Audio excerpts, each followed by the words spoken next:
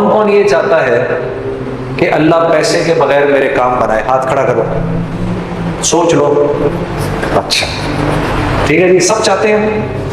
میں تمہیں ایسا اب نسخہ دے دیتا ہوں. بھائی جنید صاحب آپ نے بڑی تقریریں کی، بڑی پھڑے ماری، تو اب آپ طریقہ بھی بتا دیں. میں آپ کو طریقہ بتا دیتا ہوں، اور قسم کھا رہا ہوں میں اللہ کی، اگر تم نے وہ کر لیا تو اللہ تمہیں بغیر مال کے پال کے دکھائے گا. ٹھیک ہے، اب غور سے سننا میری بات.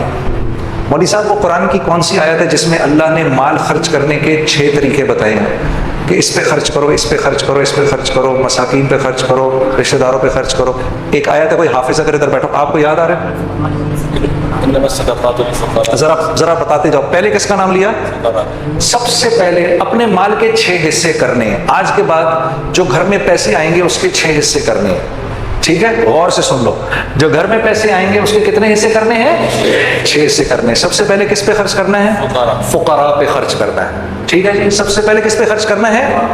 پھر کس کا نام لیا؟ پھر مساکین کا، جو مسکین ہیں بیچارے. ٹھیک ہے، پھر اس کا نام لیا. ہاں، یہ عاملین کون ہوتے ہیں؟ جو اچھا، یہ وہ والی آیت ہے جس میں گردن چھڑانے والوں کا بھی ذکر ہے. ٹھیک ہے نا. پھر جو کسی نیک مقصد میں اپنے مال کو، آپ کے مال کو خرچ کر رہے ہوتے ہیں نا، ان پر علماء سے پوچھ لینا عاملین کس کو کہتے ہیں. یہ تیسرے لوگ ہیں جن پر خرچ کرنا ہے. چوتھا کون ہے جی؟ جن کو دین کے قریب کرنے کے لیے. ہاں، جن کو دین کے قریب کرنے کے لیے، یعنی کہ اللہ کے راستے میں، یعنی جو قریب آ رہا ہو اس پر خرچ کرنا. جو دین کے قریب آ رہا ہو اس پر خرچ کرنا. یہ نہیں کہ دعوت دینے گئے تو اسی کے گھر میں کھانا شروع کر دیا. جی ہاں جی، میرا ایک دوست ہے، وہ تو یہ کرتا ہی کرتا ہے. میں اس کو سمجھاتا ہوں نہ کیا کر. وہ جس کے گھر جاتا ہے، سر ہم بیٹھے ہوئے چائے منگوا لیں گھر سے، اندر سے. جس کو دعوت دینے گئے ہیں اسی کے گھر سے چائے منگوا لی. جس بندے نے مجھے وصول کیا تھا، جنید غنی نے، وہ مجھ پر پیسہ خرچ کرتا تھا. اتنا کہ میں شرم کے مارے مجھے سمجھ میں نہیں آتا تھا میں کیا کہوں. میں اس کی ہر بات مان لیتا تھا. وہ مجھ پر خرچ کرتا تھا. ٹھیک ہے، 4 ہو گئے. 5واں جو قیدی ہوتے ہیں، جو عدالتوں میں پھنسے ہوئے ہوتے ہیں، جن پر قرض چڑھے ہوئے ہوتے ہیں، اللہ کے راستے. وابن السبیل، اور جو اللہ کے راستے میں ہوتے ہیں. 6 تو یہ ہو گئے. اپنے مال کے کرو 7 حصے، اور 7واں حصہ گھر والوں پر. اب یہ بات تو بڑی، پھر سمجھ رہے ہو کہ پاگل ہونا. ہاں کوئی گل نہیں، میرے نبی نے اللہ کا ذکر ایسے ہی کرنے کو کہا کہ لوگ تجھے پاگل ہی سمجھے. تو پاگل بھی اگر سمجھ رہے تو کوئی بات نہیں. اپنے مال کے کرو 7 حصے، اور اگر تم نے اس طرح مال خرچ کر لیا، میں قسم اٹھا کر کہہ رہا ہوں کچھ عرصے بعد تمہیں روپے پیسے کی ضرورت سے اللہ آزاد کر دے گا.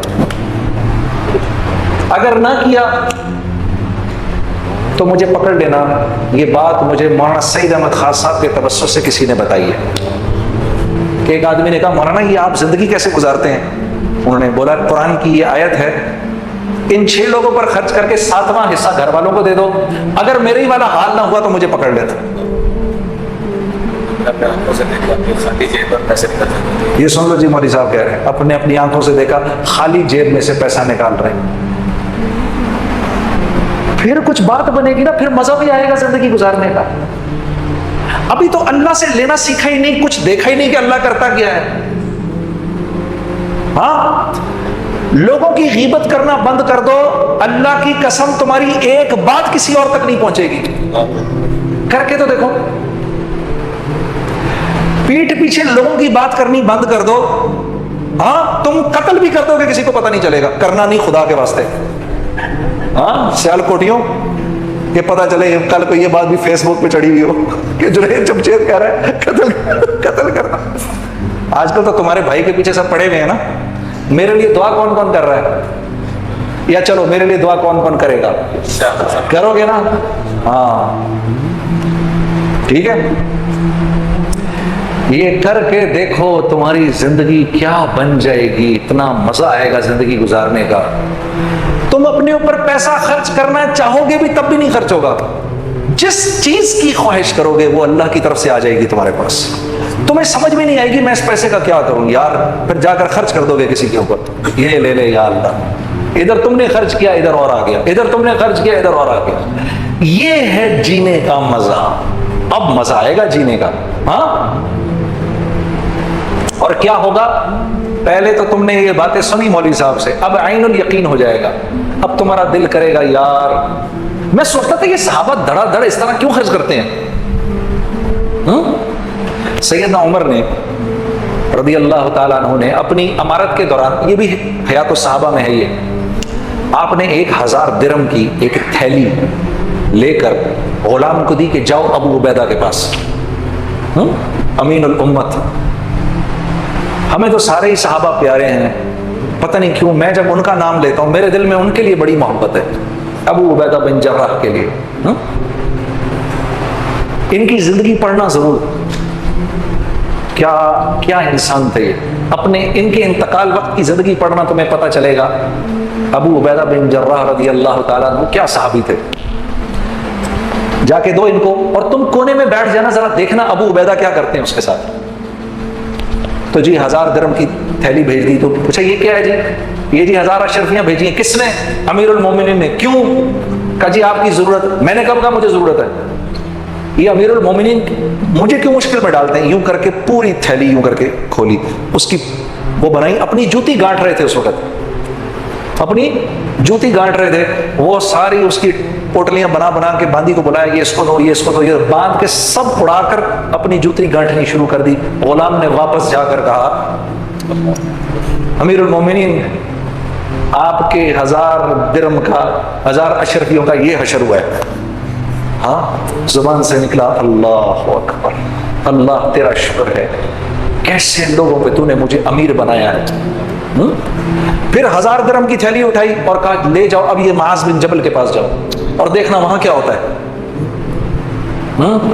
یہ حضرات گرامی علماء کرام, ان کا جھنڈا کل ہوگا معاذ بن جبل رضی اللہ تعالیٰ عنہ کے ہاتھ میں, اور یہ حضرات ان کے پیچھے ہوں گے انشاءاللہ.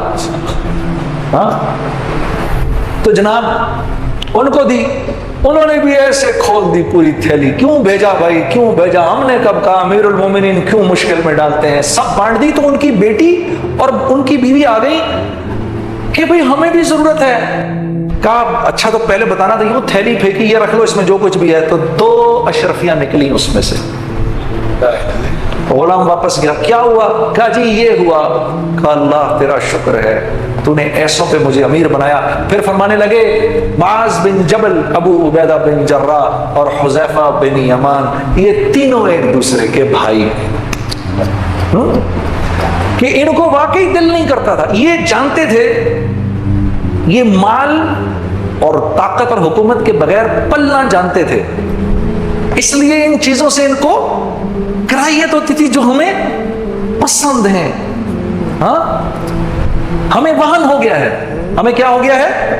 وہن. جو کچھ سنا گیا اللہ پاک اس پر عمل کرنے والا اور آگے لوگوں تک پہنچانے والا بنائے.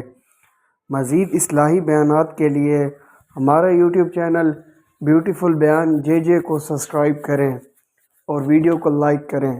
جزاک اللہ خیر.